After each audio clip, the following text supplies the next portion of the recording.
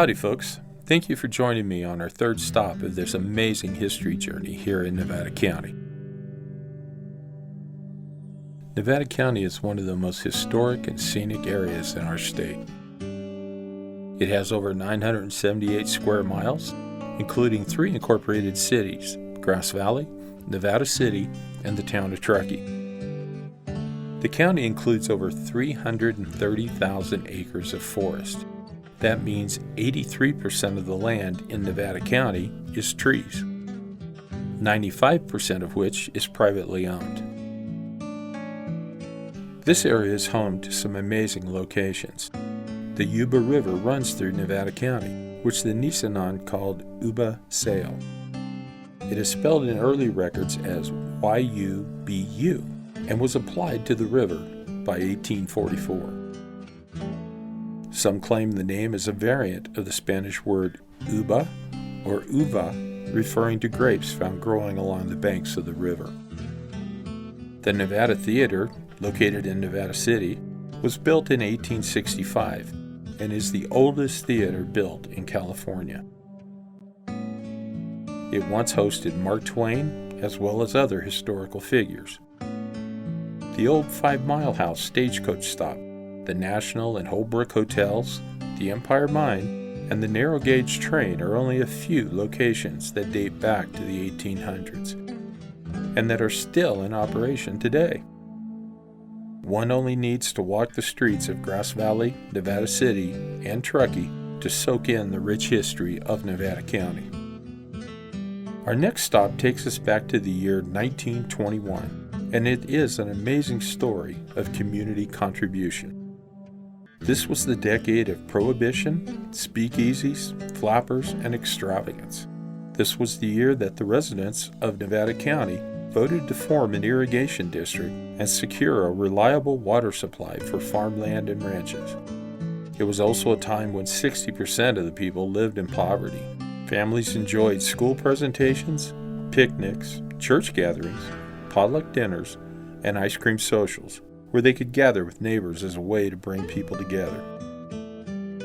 Memorial Park is a special story and a special place to us here in Nevada County. It was built by the people to honor our veterans, but it also provided a place for our families to gather.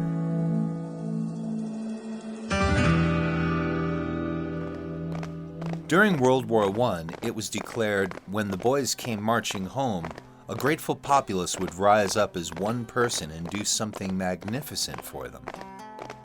In 1921, the Grass Valley Chamber of Commerce began raising funds to build a park to honor the community's veterans. The slogan, "Give a shift for the park," sparked hundreds of working men and their families to give a day's wages towards the park's effort. The Chamber of Commerce raised and spent $8,156 to build the park, but no one could calculate the value of the donated materials and volunteer labor. The building of this 7-acre park united a community and the spirit of volunteerism. The Collins family were a typical working family in 1921, contributing to many efforts during the war for the U.S. troops. They gave a generous $5 donation for the park effort, but their contribution went much further. John Collins was the master carpenter at the Empire Mine, and his son Clarence, a UC Berkeley student, had learned woodworking from his dad. The father and son helped build the forms and poured the concrete for the original swimming pool. They also built the pool house. The pool was donated by Elizabeth Starr, but it was her husband, George Starr, the Empire Mine managing director, that oversaw the construction. It is speculated that the Collins men donated much of their time for this effort. The pool was one of many volunteer efforts at the park. Ben Penhall, a mining engineer who had made a fortune in the South African gold mines, designed and built the stone bridge which crosses the creek running through the park. Anita Fulton, wife of a mine manager, designed the shelters for the auto camp, a camping area originally attached to the park. Francis Jones of South Auburn Street designed the gardens, and members of the Flower Society combed the nearby hills for ferns and other plants suitable to grow in the shade of park trees. The Nevada County Farm Bureau and rural families pitched in with landscaping and raised the flagpole. The Idaho-Maryland mine provided materials and built the original community building, which served as a veterans hall. A veteran proclaimed, "Grass Valley is one of the few cities to let veterans know they are not forgotten." Cities throughout the state took Memorial Park as a model. The park, with its tennis courts, ball field, pool, and Memorial Grove, was dedicated on November 11, 1921. Chamber of Commerce Secretary James C. Tyrrell, who may have volunteered more time than anyone, was the master of ceremonies. Today, the park has more amenities, and the swimming pool and pool houses have been updated.